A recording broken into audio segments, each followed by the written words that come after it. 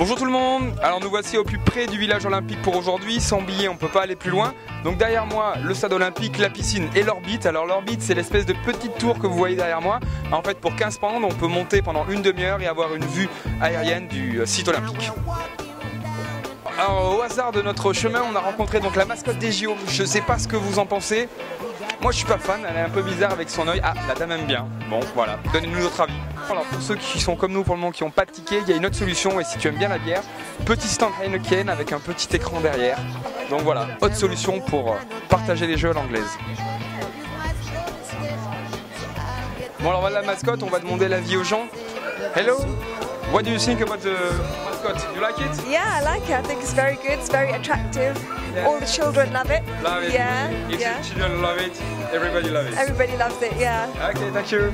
Alors nous sommes dimanche à quelques minutes du coup d'envoi du match France-États-Unis. Donc on cherche des places, on n'a pas de place, mais bon voilà, on est au plus près. Ça paraît compliqué d'en avoir, mais ça se passe bien. Il y a du monde, il fait beau, donc si vous avez un petit plan, vous me tenez au courant.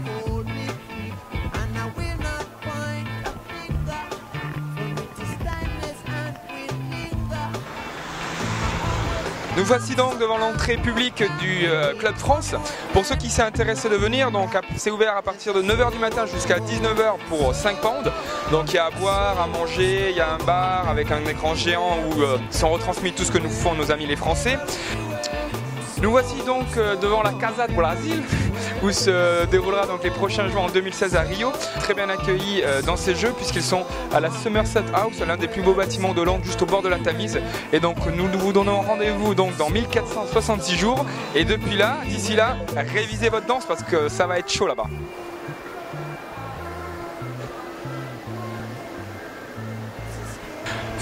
Fermeture de 19h jusqu'à 21h, tout le monde est évacué, tout le monde sort.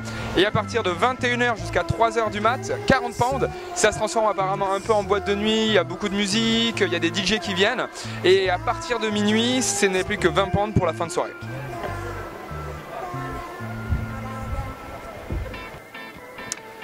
Après 5 jours de galère, voici enfin le Saint Graal, 2 places pour aller voir le volley, parce que c'était vraiment pas évident donc d'acheter des billets. Dès le deuxième jour, on a appris donc au Club France, ils vendaient des places, mais les choses se sont vite sues et il y avait énormément de monde. Encore ce matin, on était 1 heure avant l'ouverture et il y avait plus de 200 mètres de queue pour une dizaine de places vendues. Donc en fait, finalement, on allait au Club France.